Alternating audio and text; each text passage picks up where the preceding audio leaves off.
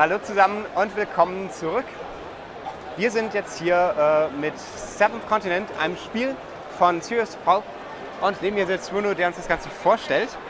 Ich werde wieder aufs Englische wechseln und ja, wenn ihr Fragen habt, wie immer einfach in den Chat. So, welcome. Thanks. What kind of game did you bring us? Okay, it's a game that was kickstarted last year and that will be available for bakers in a couple of more months. It's, don't know if you're familiar with the Choose Your Own Adventure game books. Sure. Well, basically we try to translate the principle to a board game. So it's a Choose Your Own Path board game for 1 to 4 players. So you can play solo or up to 4 players as a team. It's cooperative and for people aged 13 plus.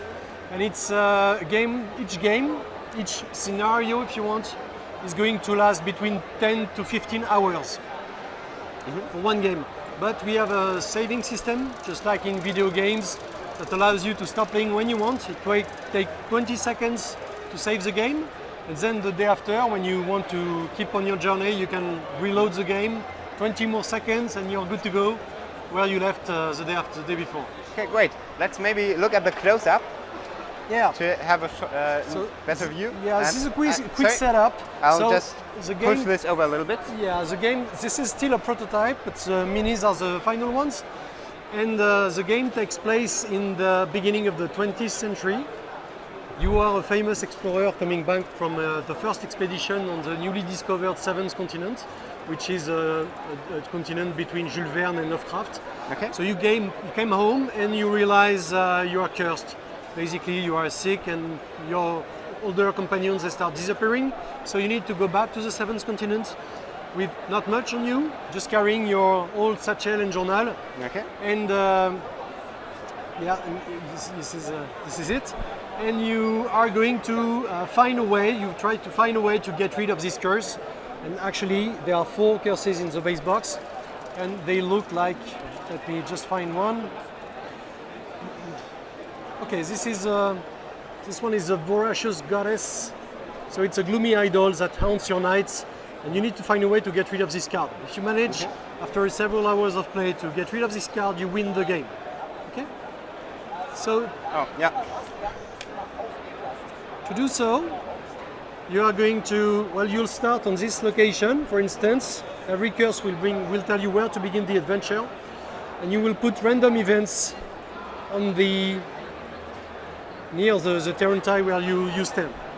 Those cards are numbered cards, just like chapters in the game books where you are the hero, with some text on it to tell you where you are. And then you are going to put your figures on it, and you are going to start the adventure. As simple as that. Okay. And how does the game plays?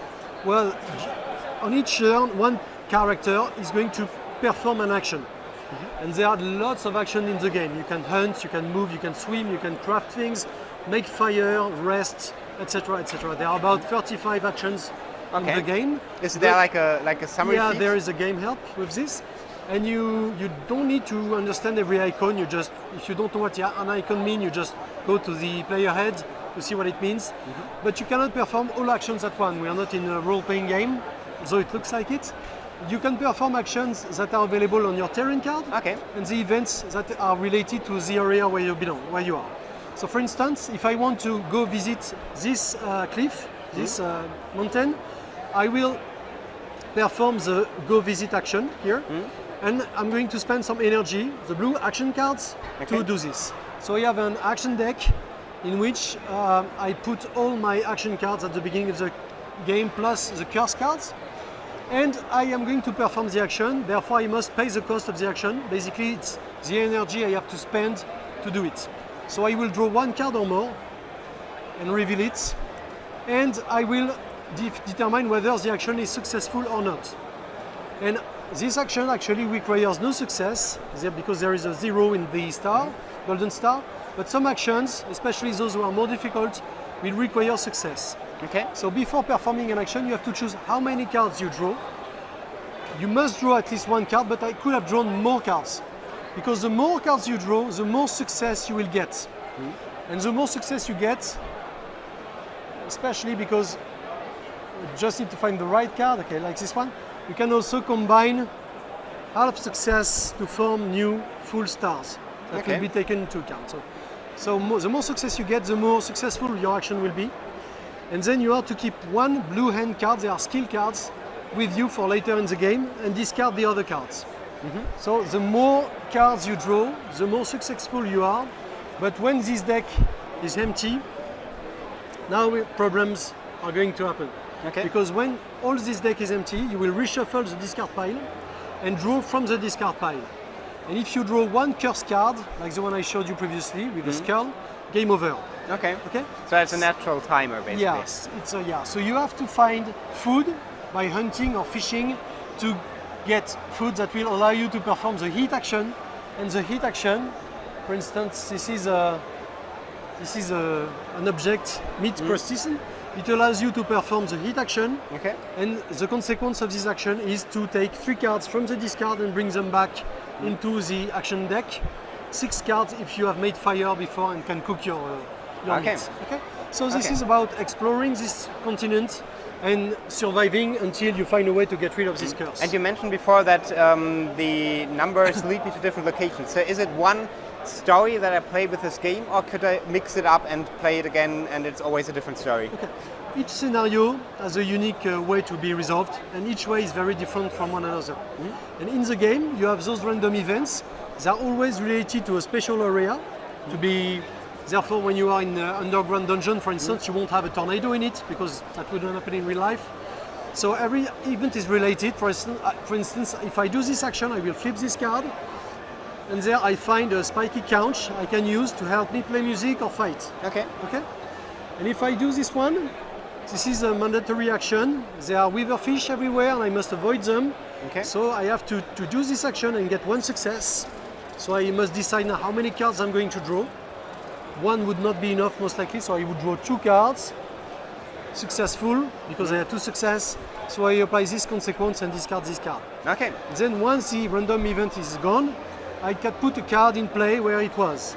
So this would be card 7. So I'm going to take card 7. I read it, and then I flip it and discover a new part of the area. So basically, this is always, the scenario is one map. Yeah, it's a gigantic map because there are hundreds of terrain cards. Is it possible to play the same scenario twice, or doesn't it make sense? Yeah, it's possible because we've used several tricks for that. One of them, the most obvious, is I'm going to show you because it's more understandable this way. Okay, for one event you can have several cards. So it can go up to dozens of cards actually. So for example, these two are both 35. If I need to take the card 35, I must choose one at random. And here you have one card which is a good event that allows you to rest or heal more easily. And this one is a bad event where you have awakened thousands of insects that are going to make your adventure more complicated. So this is one thing we use to make the adventure different every time. Okay. How many scenarios do you have in the game? 4 curses. Basically, it's 4 scenarios. Okay. You always use the same continent. Also, you won't necessarily take the same path every time, because if one time you go north, next time you'll try to go by the east or the west or whatever. And the map is gigantic, so you can really explore it by any way you want. You mentioned it's a prototype. When will it come out? Okay, the game is planned for our bakers next spring, so we are a bit late. And once our bakers have received their copy of the game, we'll try to spend time figuring how everybody else can purchase the game. Do you have?